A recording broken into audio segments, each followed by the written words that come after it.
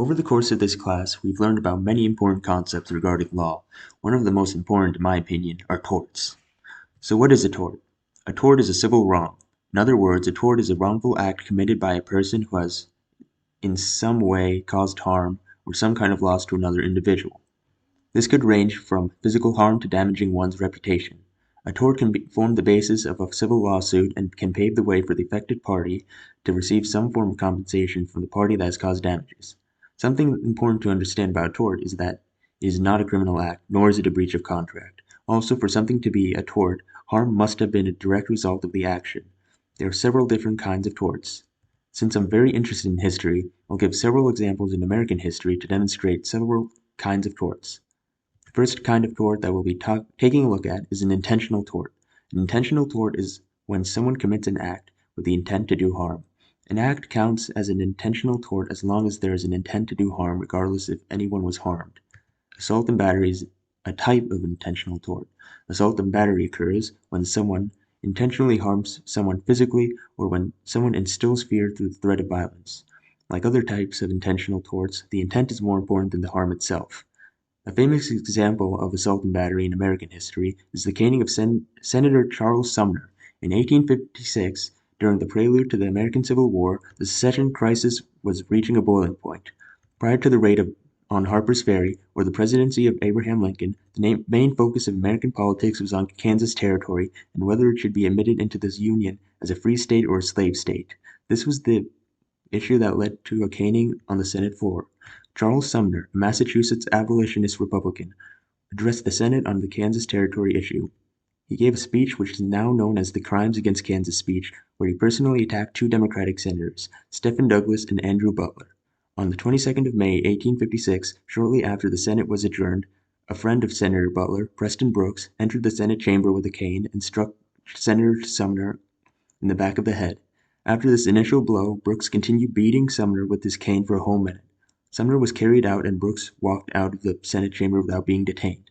Preston Brooks can very well be charged with assault and battery. There was a clear intent to cause physical harm and Sumner was severely injured by Brooks' actions. The next kind of tort we're going to be taking a look at is an unintentional tort. An unintentional tort is when someone causes harm to someone else unintentionally through negligence. Acts committed which intend to cause harm do not fall under unintentional torts. However, for something to count as an unintentional tort, the harm must have been caused by means of not exercising a reasonable amount of care and precaution.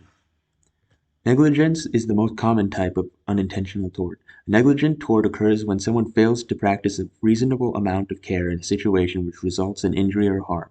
In 1872, General Ulysses S. Grant, Civil War general who was president at the time, and running for re-election, was alleged to have been caught speeding in Washington, D.C. while riding a horse and subsequently faced a fine of $20.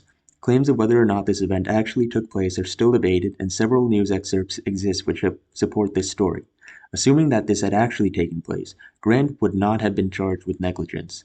This is because an unintentional tort requires that harm had occurred to some external party, which was not the case. If President Grant had caused injury to a passenger, a pedestrian, or crashed into another rider, then he could have been charged with an unintentional tort.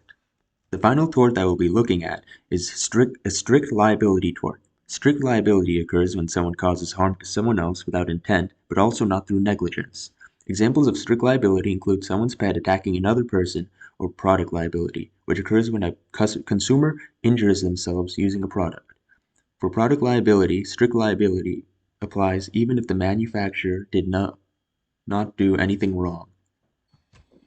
On the 28th of February, 1844, then-President John Tyler, several of Tyler's cabinet members, and others were aboard the USS Princeton for an excursion along the Potomac River.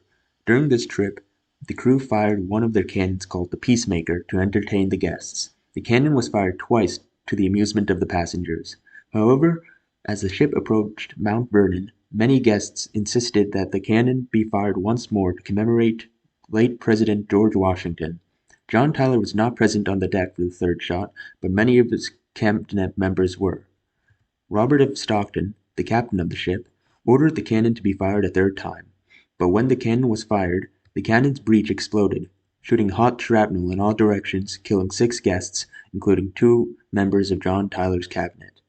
Shortly after the tragedy, John Tyler absolved Captain Stockton of all responsibility regarding the incident. Captain Stockton, if not pardoned by John Tyler, could have been charged with strict liability since he was the captain of the ship and gave the order to fire the Peacemaker a third time. Despite these examples being historically significant, torts don't have to be. Torts can come up in everyday life, and because of that, it's important to understand what a tort is and what different kinds of torts are, just in case you're ever faced with one.